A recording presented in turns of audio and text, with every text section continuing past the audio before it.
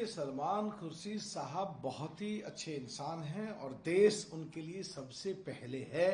और विदेशी दौरे पे उन्होंने सिद्ध करा है कि देश उनकी प्राथमिकता है, पार्टी पॉलिटिक्स वो सब सेकेंडरी चीज है। हाँ, आज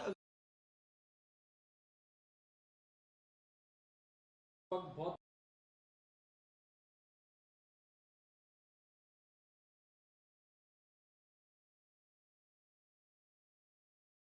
मुश्किल है पैट्रियोटिक रहना, देशभक्त रहना। जिस तरह से ये कहा कि 370 हटाया गया, उसके बारे में बात की, बाकी बात की, किस तरह से देखते हैं क्या? देखिए, सलमान खुर्शीद साहब बहुत ही अच्छे इंसान हैं और देश उनके लिए सबसे पहले है। और विदेशी दौरे पे उन्होंने सिद्ध करा है कि देश उनकी प्राथमिकता है, पार्टी पॉलिटिक्स वो सब सेकेंडरी चीज है। हाँ, आज अगर थोड़ा सा चीजों को वो घुमा रहे हैं तो पार्टी में ये करने की कोशिश कर रहे हैं कि पार्टी की जो लोग हैं, जो खड़गे साहब ने कहा कि कांग्रेस के लोग नीचे से ऊपर तक के तमाम पार्टी के पदाधिकारी ऐसा ना बोलें जो कांग्रेस दो फाड़ में दिखाई दे, ऐसा ना बोलें जो देश के खिलाफ जाएं। तो उस हिसाब से कुछ बातों को थोड़ा बहुत वो पार्टी में रिलीवेंट या पार्टी में चीजों को एडजस्ट करने के लिए थोड़ा बहुत हो सकता है सरकार के बारे में कुछ कह रहे हों। लेकिन सलमान खुर्शीद साहब ने विदेशी दौरों पे ये सिद्ध कराया कि उनके लिए देश सबसे पहले हैं और देश के लिए बोले हैं। और इस विदेश के दौरे पे शशि थरूर साहब, ओवैसी साहब, मनीष तिवारी साहब, सुप्रिया सुले साहब और ये शिंदे साहब, इन लोगों ने बाहर जाकर के जो देश के लिए काम करा है वो सराहनीय है। सर जिस तरह से विदेशी दौरे पे शशि थरूर हैं, जो डेलीगेशन गया है, और शशि थरूर देश की बात रख रहे हैं, सब कर रहे हैं, उसको लेके यहाँ महाराष्ट्र में से भी संजय राउत कहते हैं कि वो सरकार के प्रवक्ता की तरह बात कर रहे हैं। और भी पिछली बार भी कुछ सवाल उठाए गए शशि थरूर के बयान पे, आप क्या कहेंगे? सो कॉल्ड इंडिया गठबंधन, सबसे बड़ी पार्टी कांग्रेस और उसकी सहयोगी पार्टियां कुछ का कुछ बोल रही हैं। मुझे तो ऐसा लगता है कि शायद उनको उनकी पैरों के नीचे से निकलती हुई राजनीतिक जमीन उनको हजम नहीं हो पा रही है, कुछ का कुछ बोल रहे हैं।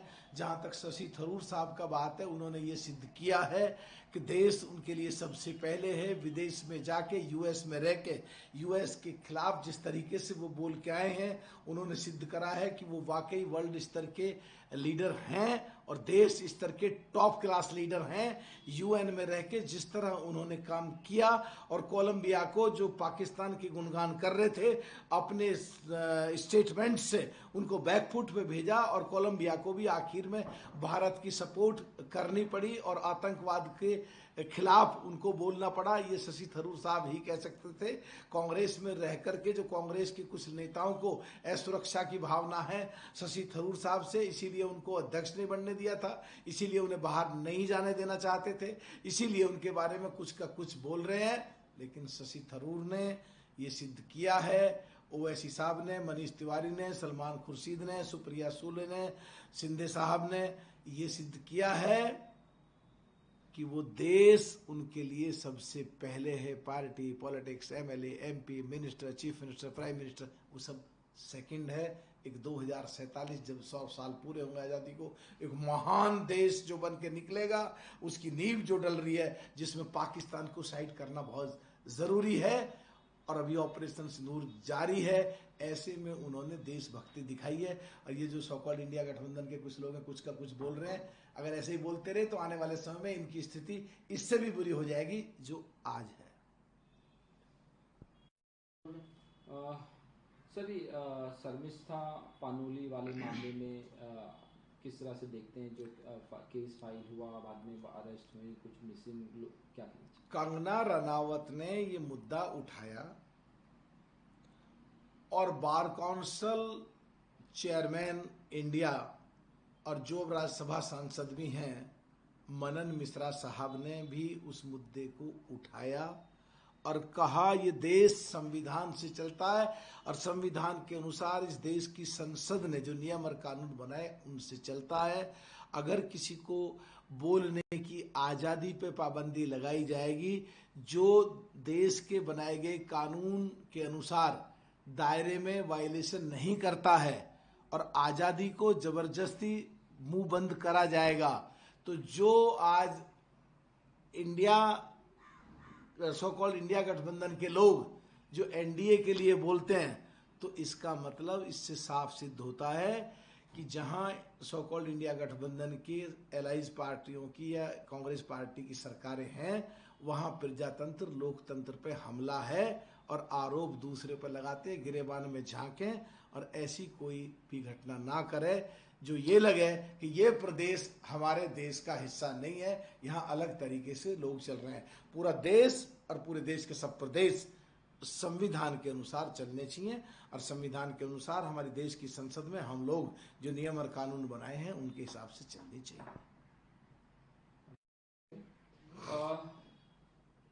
सर, जो सरकार है एक पोर्टल लॉन्च कर रही है उम्मीद करके, वक्फ बोर्ड की जितनी भी प्रॉपर्टी है उनका रजिस्ट्रेशन इस पे होगा। 6 जून को ये पोर्टल लॉन्च हो रहा है, क्या कहना चाहिए? देश के गरीब मुसलमान, पिछड़े मुसलमान और दलित मुसलमान जो एसटी में आते हैं, जो पाकिस्तान और हिंदुस्तान की बाउंड्री पे करीब 600 किलोमीटर तक यही गरीब दलित मुसलमान, जिनको गुजर बकरवाल कहा जाता है, जिनको बकरवाल मुसलमान कहा जाता है, जो रहते हैं, जिनको कभी उतनी बड़ी प्रॉपर्टियों की वजह से उनको हक नहीं मिला, यह जो गरीब मुसलमान हैं उनके खिलाफ कुछ चुनिंदा देश के तकड़े लोग जो इसका शोषण करते रहे, उनका केवल अपने यूज में करते रहे, तो आज देश के गरीब मुसलमानों को, देश के कमजोर मजलूम मुसलमानों को, देश के दलित मुसलमानों को जो पाकिस्तान हिंदुस्तान की बाउंड्री पे हैं, जो देश के लिए बगैर तनख्वाह लिए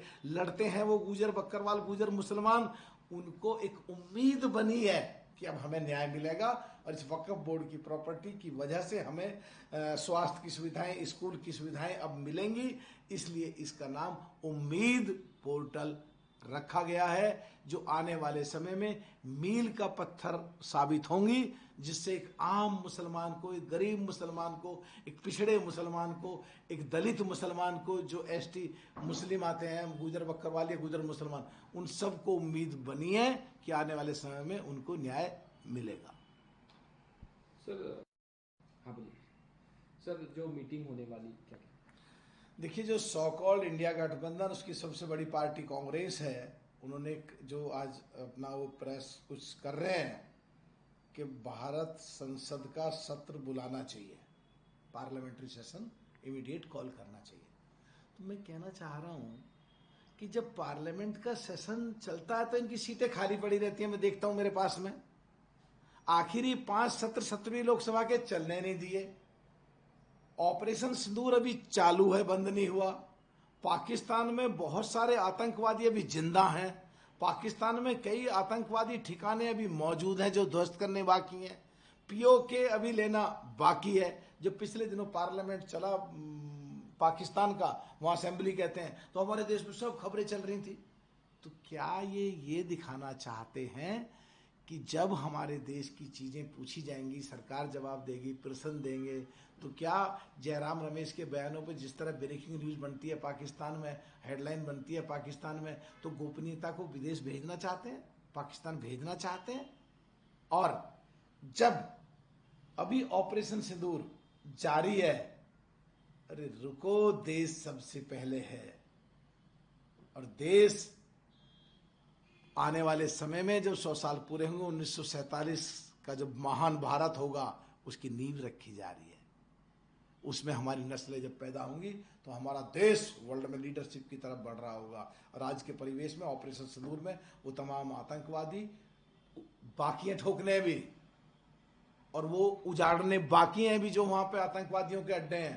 पीओके लेना बाकी है। ये party politics, MLA, MP, minister, chief minister, prime minister, ये आते जाते रहेंगे। ये देश ऐसा ही रहेगा। तो मैं कहना चाह रहा हूं कि इस तरह की कुछ तो कहना ही है। दोनों पक्षों पे देश आज तरक्की कर रहा है। चौथे नंबर पे इकोनॉमी आ गई। जो कांग्रेस के उस समय के प्रधानमंत्री मनमोहन सिंह कहते थे कि 2040 तक हम चौथे नंबर पे ले आएंगे।